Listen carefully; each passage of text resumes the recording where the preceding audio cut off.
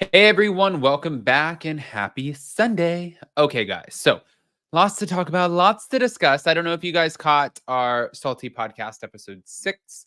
That was on Up and Adam Channel 2 today. It premiered at 12 p.m., but it's always on the podcast. That's where it comes out first, anywhere you get your podcast. And if you ever want to watch the video version, then definitely just jump over to Up and Adam Channel 2, check out the video, and always leave a comment, smash the like button, get subscribed, and let us know what you think. In the meantime, though, we have some Jersey drama, so we're going to get into that. Happy Sunday, fun day, everybody. I know Sundays are bittersweet. It's like it's a fun day, but then tomorrow's Monday, which means most people have to get back into the work week. I'm sorry. Here we go.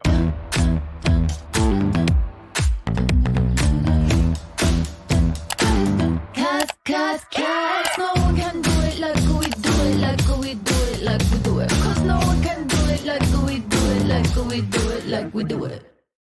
All right, guys. So thank you to Reality Blurb. Jacqueline Larita shared insider details about how the producers of The Real Housewives of New Jersey work with each cast member while appearing on a podcast earlier this week. Oh, okay. Let's hear it. As she looked back at the good and bad edits Teresa Giudice received over the course of her 14 seasons with the Bravo reality series and explained why the Manzos, including Caroline, did not like her, Jacqueline revealed what it's like working behind the scenes. With the producers, they're each assigned to a cast member, and their job is to get close to whoever they're assigned to and make them feel like they're on your side. They build your trust so you let down your guard. This was on All About the Real Housewives podcast. They become friends with you, then all the producers get together and they share all the information with each other that they've gathered from the cast. Like, you think they're being close to you, but they're really just getting you to let your guard down so they could take all that info and share it with the other producers. And then they decide which narrative to follow and kind of how to guide the show because they got the inside information from each person. But although Jacqueline said that generally no cast members receive special treatment when it comes to the editing, she recalled one time in which Teresa did get an ideal portrayal. The only time they that I've heard of them purposely giving someone a good edit is when I was told by a producer that they needed to clean up Teresa's image after her indictment and prison sentence to make her more likable again to the viewers. Because it created such a huge outrage and like disturbance for the network and probably for their advertisers too, because prior to that, Teresa has always been their golden child. She was their money maker. And I think they wanted to preserve that. So we all kind of knew going into the season 7, whoever went up against Teresa was probably gonna not get a great edit because that was her namaste season. She added that producers wanted to clean her up a little bit. Overall, however, Jacqueline said that Teresa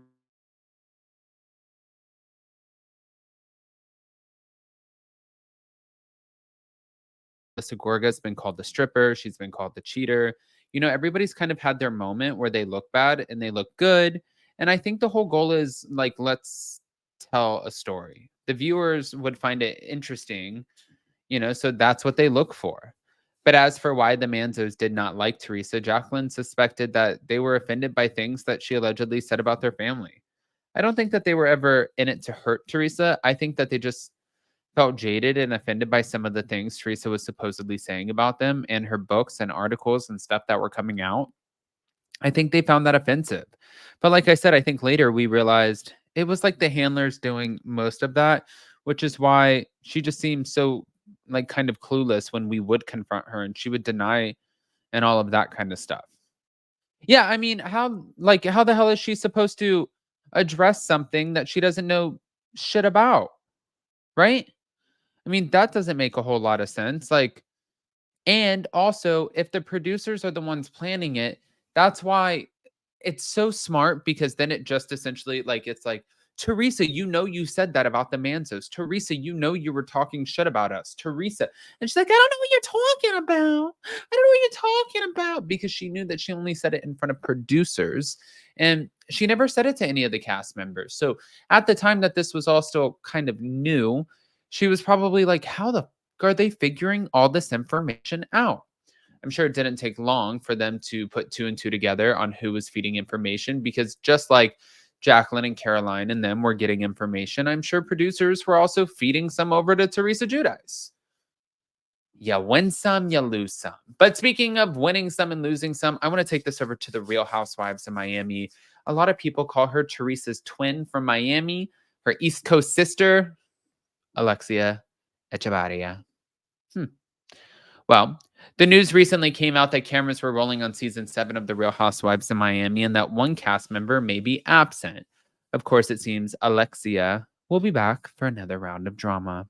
According to a new report, her estranged husband, Todd, has been told by the judge that he needs to progress the divorce he filed or risk having it thrown out. Now, fans in Miami will recall that Todd filed for divorce from Alexia back in April of this year. And as with many divorce filings, he said that their marriage was irretrievably broken. This came after the couple denied having money issues, and the pair had been married since 2021. Now, according to In Touch Weekly, there hasn't been enough forward momentum in the divorce between Alexia and Todd, and this has led the judge to warn Todd that if there isn't any progress within 30 days, the divorce filing will be tossed out. The Florida judge said, review of the docket, display, and court file indicates that there appears to have been no action by any party to the cause, nor have any pleading or orders of the court been filed. Instead, cause for a sufficient period to indicate that the parties are desirous of further prosecuting this case. The order from the court continues. Todd must perform some affirmative action, I guess, notice the case for trial or other pleading within 30 days of the date of this order. If Todd fails to comply with this paragraph, this cause may be dismissed for lack of prosecution. Now, at the time of the filing, Todd requested that the couple's prenuptial agreement dated December 10th, 2021 be honored. But as for Alexia's part, she's admitted to feeling lost because of the divorce filing, as she said that she and Todd still have feelings for each other, despite him wanting out of the marriage. I think that she was pretty much if you look at anything that she's done as far as like interviews or whatever the case is, it seems like she was pretty thrown off by this divorce. I didn't even see this one coming, to be honest with you. And I'm wondering if, like, was he running out of money? Was she getting too expensive? Was he just like sick of dealing with her oldest son? Was he done with her? Was he just in it for the show?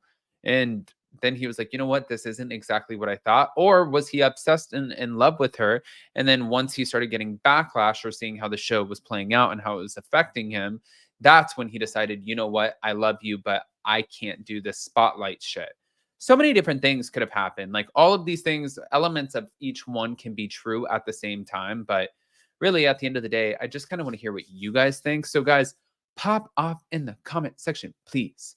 If you guys are not subscribed, get subscribed. Don't forget, tomorrow we have Hot Messy Topics at 12 p.m. Eastern. That's going to be with Ashley from Taste of Reality. And then we have the Real Housewives of Salt Lake City this week. So that's going to be really good. I'm going to be doing one of the recaps with Ashley. And then, of course, I'm going to be doing another one with Monica Garcia on the Salty Podcast. And speaking of the Salty Podcast, like I said earlier, we dropped episode 6, the video version, today on Up and Adam channel 2. So for the audio version, you guys can always get it as soon as we drop it anywhere you get your podcast. But for the video version, it'll always be like a day or two later on Up and Adam channel 2. That gives you both versions of it. I think that's what people are asking for. So with that, anyways, smash the like button, show some love, and we'll see you next time. Love you guys.